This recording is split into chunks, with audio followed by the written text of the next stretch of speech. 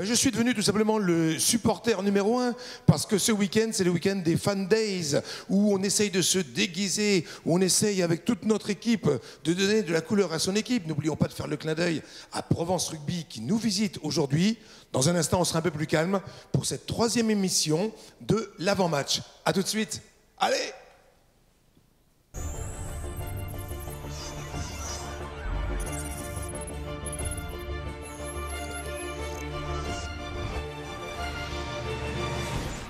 Comme vous le disiez précédemment, ce sont les Fan Days, enfin on va parler français, les supporters qui sont mis à l'honneur sur tous les stades de France depuis hier déjà, que ce soit en Pro D2 ou que ce soit en Top 14.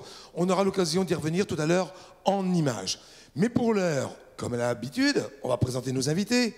Il est de retour et en meilleure santé. On va dire qu'il est convalescent après une période de repos. C'est Antoine Deschamps. Bonjour et toujours le middle à la pointe du combat. Hein. Oui, bonjour à tous. Le middle, toujours jaune et toujours jeune. Jaune et jeune.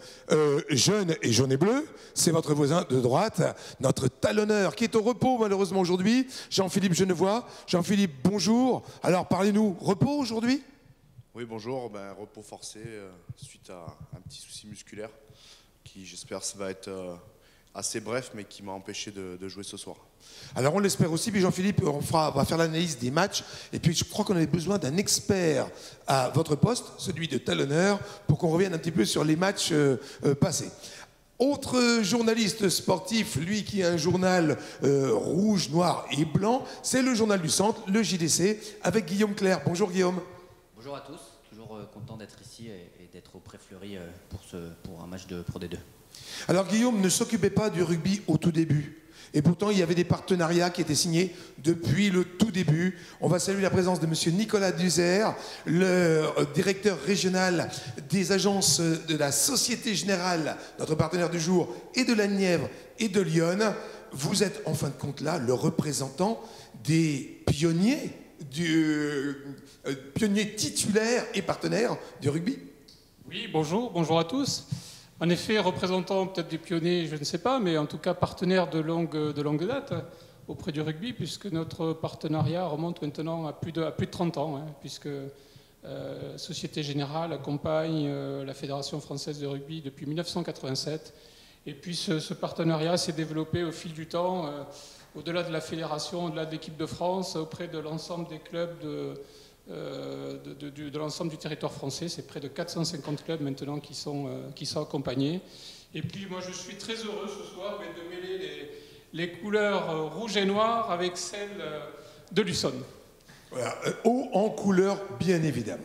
Alors, messieurs, je vous le dis, parce que comme vous êtes un fidèle de nos émissions, le format a un peu changé et vous pourrez intervenir à tout moment sur tous les sujets qu'il y a là. On n'a pas de tabou, on parle de nos joueurs, on parle des équipes, on va parler du match à venir, et puis on va pas revenir sur ces Fan Days, ces jours consacrés aux supporters, et la fédération, la Ligue nationale de rugby et la fédération des supporters. Je ne savais même pas, messieurs, je ne sais pas si vous étiez au courant, mais qu'il y avait une fédération nationale des supporters. Vous en faites peut-être partie, Antoine? Non, je fais partie des clubs de supporters, des deux d'ailleurs. Je ne sais pas si je devrais le dire, mais... Des clubs neversois, oui. Des clubs neversois. Oui, je savais qu'il y avait une fédération structurée. Il y a un congrès national, je pense, tous les ans.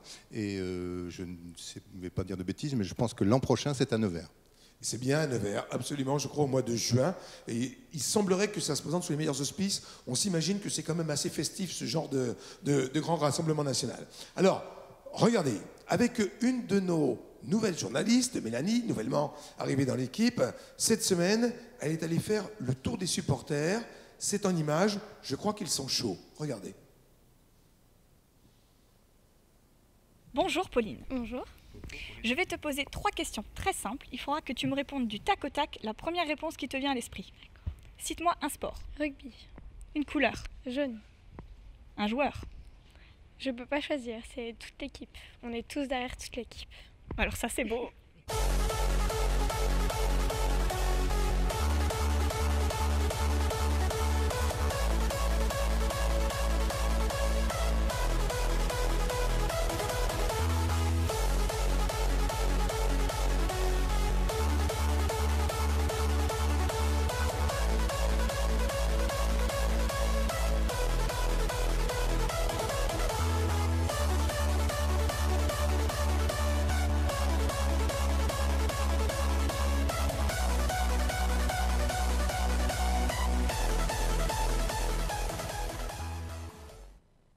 Ils sont chauds, hein, qu'ils soient supporters d'Artabot ou du Petit Lion, ils sont chauds, nos supporters. Et il y en avait, bien sûr, qui avaient fait le déplacement la semaine passée, vendredi passé, à Aurillac, puisque c'était le dernier match. Alors un match, on sait, hein, qui s'est soldé par la victoire neversoise, victoire pas véritablement attendue. Jean-Philippe, vous y étiez, cette victoire nous a souri, tant mieux, on va pas faire la fine bouche, mais ce match a été compliqué. Non, j'y étais pas à ce match, mais en tout cas, j'ai suivi aussi comme tout le monde le résultat. Et je crois qu'on est quand même dans un sport professionnel. Et avant tout, le résultat compte. Et ce qui est le plus important, c'est d'avoir ramené la victoire. Je crois qu'aujourd'hui, il vaut mieux se contenter d'une petite victoire qu'une grosse défaite. Donc, on est très satisfait par le résultat. Bien sûr, on s'est remis en question quand même après ce match parce qu'il y a beaucoup de choses qui ont été négatives. Mais de toute façon, je crois qu'on est un groupe qui se remet en question dans la victoire comme dans la défaite, dans les bons comme dans les matchs plus moyens. Et voilà, ça fait partie des aléas du championnat. C'était pas forcément le plus beau match de Pro D2 à suivre. Mais en tout cas, nous, on s'est satisfait des 4 points à l'extérieur. Il y en a qui était par contre, hein, c'est Guillaume. Alors, en cette période de Ryder Cup, on pourrait dire, c'est pas comment, c'est combien. Et combien, c'était 4 points. Oui, c'est ça. Il faut savoir aussi gagner en faisant un mauvais match, enfin en tout cas un match moyen. Et Luçon y est arrivé, ne doit rien à personne sur cette rencontre. Ces points, ils sont bons à prendre. Il faut savoir les prendre. L'an dernier, c'était pas forcément le cas.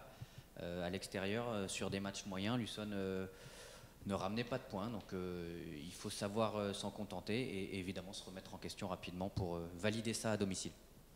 J'ai une question peut-être pour Jean-Philippe. Puisqu'en effet, tout le monde a souligné l'importance d'avoir récupéré ces 4 points. Et je crois que c'est la première victoire à l'extérieur aussi. Hein. Oui, cette saison, oui, c'est la première victoire à l'extérieur. On avait démarré le championnat à Biarritz à l'extérieur, puis on avait été à Vannes en déplacement. Malheureusement, à Biarritz, on avait ramené un premier point à l'extérieur sur un premier match de la saison où on aurait déjà espéré mieux. À Vannes, on avait ramené 0. Donc oui, effectivement, c'est la première victoire à l'extérieur et qui peut lancer, j'espère, une suite positive sur les prochains déplacements. Et au-delà, j'imagine, du discours qui a été passé par le manager, puisqu'on sait qu'il y a pas mal de choses qui n'étaient pas forcément, je dirais, parfaites en termes de jeu. Vous, au sein du groupe, les joueurs, entre vous, est-ce que vous avez dit des choses particulières? Est-ce que vous sentez que c'est un moment peut-être fondateur? C'est peut-être secret, hein. Non, mais de toute façon, c'est ce qui fait aussi, je pense, que l'évolution de notre groupe par rapport à la saison dernière, c'est surtout ça. On se rend compte que ce match-là, on l'aurait probablement pas pris l'année dernière. On l'aurait même pas pris du tout. On aurait pris 0 point sûrement l'année dernière. Et qu'aujourd'hui, on est capable, en étant, on va dire, médiocre, de ramener la victoire. Et ça, c'est la force du groupe, je pense. Que c'est même en n'étant pas forcément dans le meilleur rendement, d'avoir un résultat quand même positif. Antoine, signe d'une équipe qui mûrit, peut-être? Alors peut-être, mais qui aussi intègre des jeunes, et ça faut le souligner, et je pense que ce n'est pas Jean-Philippe qui va nous contredire, si je réaffirme, parce que je l'ai écrit, que cette victoire, on la doit beaucoup à Yannick Tarit. Qui est titulaire aujourd'hui, hein, qui est titulaire d'entrée. Talonneur de 19 ans. Qui est rentré à la 70e minute, je crois, à Aurillac. Pardon ? Il a joué 10 minutes. C'est ça, il a joué 10 minutes. Il a arraché 2 ballons et le second, il finit à l'essai. Et c'est celui-là qui donne la victoire à Nevers, donc c'est important. Alors il y a, oui, l'équipe qui mûrit, mais qui incorpore des jeunes et ça fonctionne. Et ça, c'est à souligner. Oui, parce qu'on sait bien sûr, à l'image, on en reparlera dans quelques secondes, de la Société Générale, notre... C'est un jeune issu de la formation de Nevers en plus, donc c'est important aussi. C'est un jeune d'ici, il est de Sancerre, tout ça. Donc, et puis moi, c'est un plaisir de travailler avec lui parce que c'est un jeune qui a du mordant. Et moi, je suis persuadé que ce soir, il va nous faire un grand match. Et je suis vraiment content pour lui. C'est sûr, déjà même son entrée qu'il avait fait sur le match précédent, mais surtout son entrée à Aurillac, c'est vrai qu'elle a grandement participé à la victoire. Moi, je trouve ça super étonnant et super agréable, parce que Jean-Philippe, il ne faut pas se le cacher, il l'a dit, c'est un professionnel, et il est donc, entre guillemets, en concurrence, même si on sait que la saison est longue, qu'on a besoin de toutes nos forces, et on entend presque un discours presque un peu paternaliste. Alors on ne va pas vous vieillir, Jean-Philippe, mais vous avez quand même beaucoup plus d'expérience que ce gamin, vous me pardonnerez l'expression. De temps en temps, vous lui donnez des conseils à l'entraînement, sur des lancers, sur des phases de jeu, la tenue en mêlée? Oui, bien sûr, on échange beaucoup, et puis je crois que dans je le prends un peu comme un rôle à tenir, même si, sans qu'on me le demande, je le fais naturellement parce que on a quand même plus de 10 ans d'écart. Donc je crois qu'il y a 12 saisons qui doivent nous séparer. Donc c'est sûr que forcément, il y a des choses que je peux lui apporter sans vouloir non plus le diriger. C'est des petits trucs, mais qui peuvent être bénéfiques. Et puis c'est surtout que on est dans un groupe où justement ce déplacement, ce résultat, ça montre qu'on a besoin de tout le monde. Et c'est important aussi on se fait avancer les uns les autres en se tirant les uns les autres vers le haut, pas en se tirant vers le bas. Donc c'est ça qui est important. Ah, ce sont des belles paroles. Hein. Alors, ce week-end, on célèbre les supporters. On a l'impression que le côté supporter est également en interne pour faire créer cette belle alchimie dont vous parlez.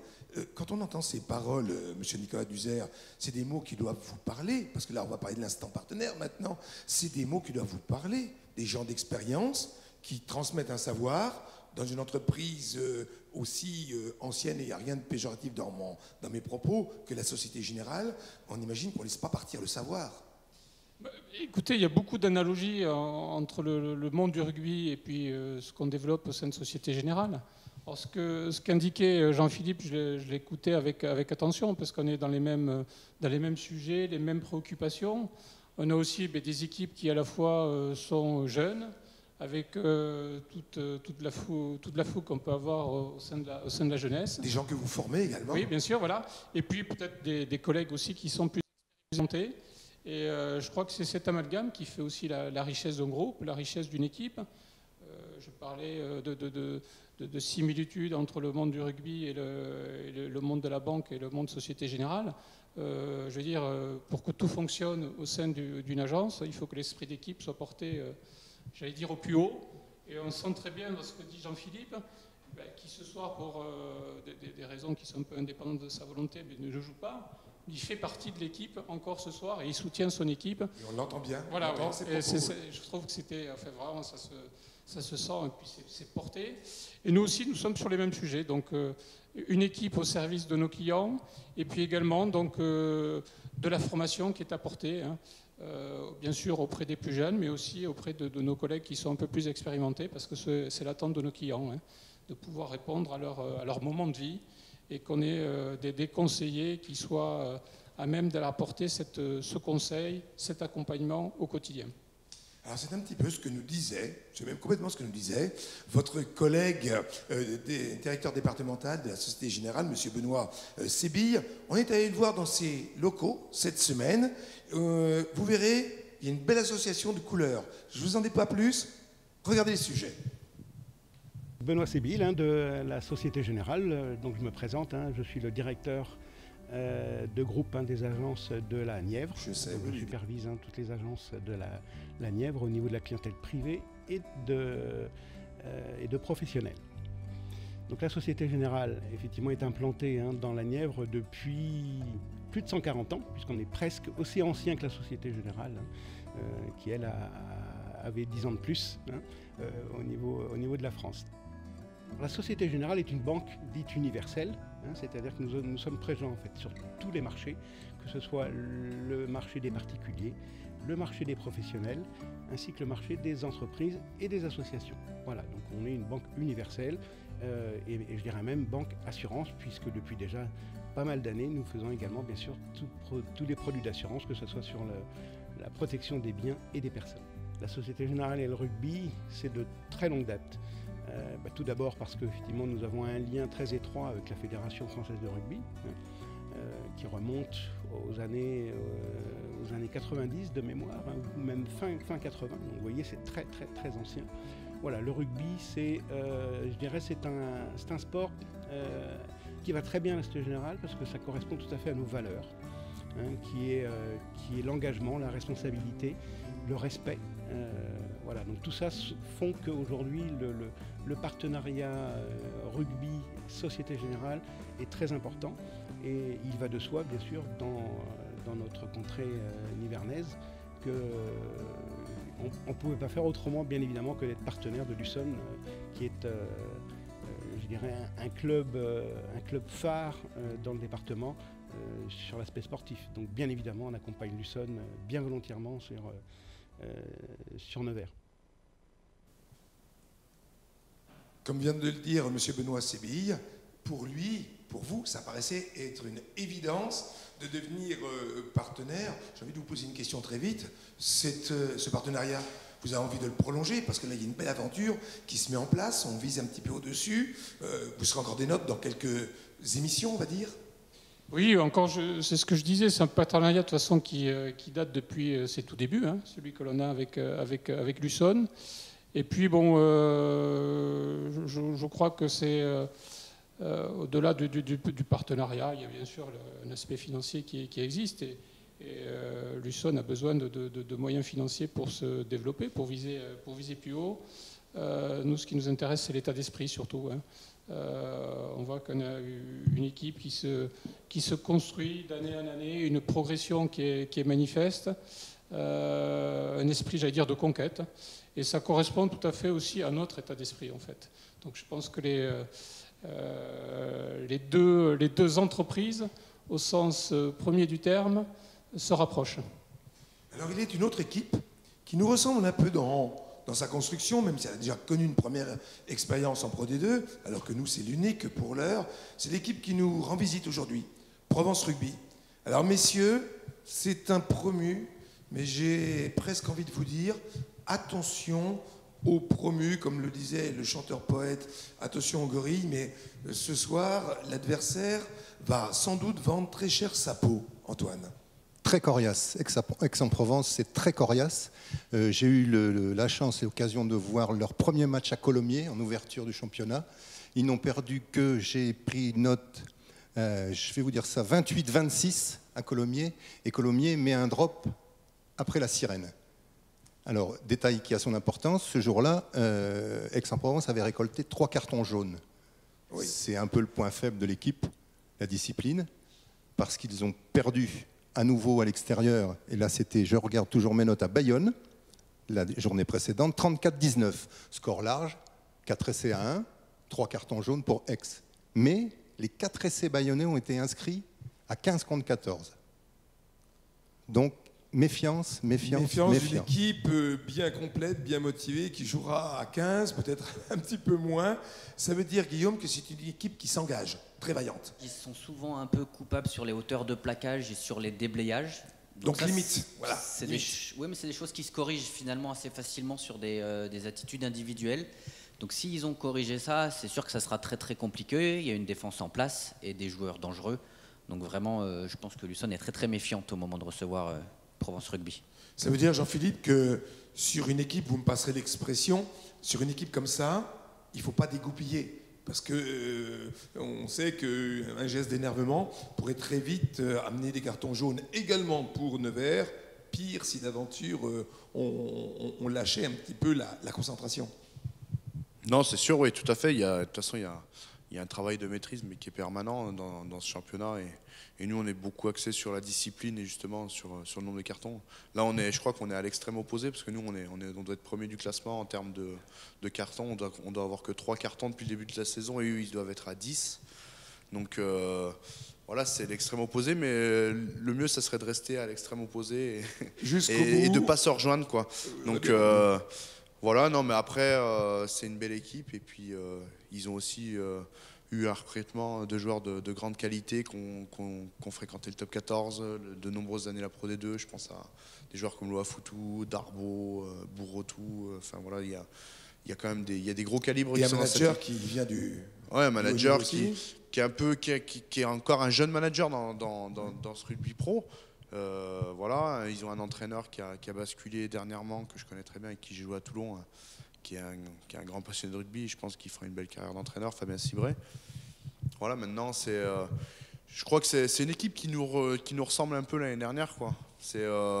Parce qu'il y a des similitudes. C'est un club qui se développe actuellement avec un partenaire important localement, et puis une équipe qui est montée de Fédéral 1 et qui a fait un recrutement de joueurs intéressant.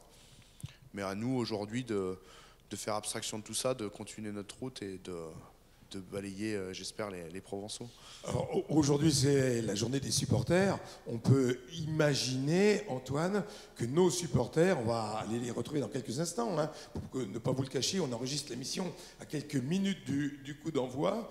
On peut imaginer que les supporters neversois pourront peut-être faire la différence en termes de motivation. Pour le reste, on va laisser ça aux joueurs. Alors oui, je pense qu'ils sont prêts. Le stade va être quasiment plein. Et on a cette petite chance parmi quasiment tous les autres matchs de Pro D2 de Top 14, c'est qu'on est le seul non-derby, en fait, par rapport à la programmation.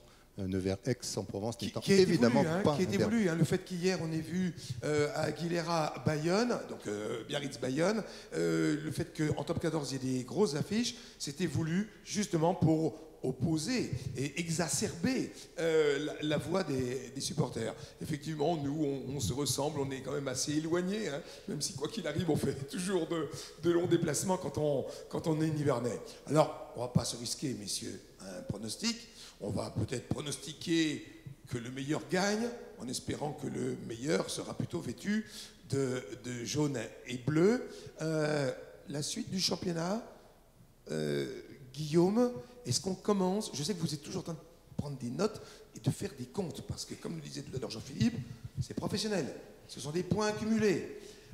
Les points, soi-disant que nous étions un petit peu en retard après le premier bloc, est-ce qu'on peut parler d'avance au milieu du deuxième bloc? Je ne pense pas qu'il y ait d'avance. Sur le premier bloc, je crois qu'il manquait un point par rapport au plan de marche de Luçon. Cette victoire à Aurillac, je pense, remet les choses sur l'ordre prévu. Mais il ne faut pas prendre de retard aujourd'hui. C'est ça le plus important. Il faut penser à ce match-là. Et comme je disais tout à l'heure, il faut toujours valider à la maison les points qu'on est allé chercher à l'extérieur. Important quand on veut terminer, on l'a dit, hein, dans les 6 premiers, synonyme de qualification, de tenter d'être irréprochable à la maison. Vous l'avez dit que ce match, ces 4 points d'Aurillac avaient remis un peu les pendules à l'heure. Eh bien, notre pendule à nous dit qu'il est temps de nous séparer. Ce fut un grand plaisir de partager avec vous cette émission. Monsieur Nicolas Duzer, vous êtes un parfait ambassadeur de la Société Générale, mais je sais qu'au-delà des frontières nivernaises, vous êtes un ambassadeur de rugby. Continuez à être notre supporter. Et puis on se retrouve à la maison dans 15 jours maintenant pour l'heure. Et ce sera un jeudi. On va recevoir celui qui semble être le leader et qui risque encore de l'être, Mont-de-Marsan. D'ici là, il y a un match important. On vous dit bon rugby, bon week-end des supporters et à très vite.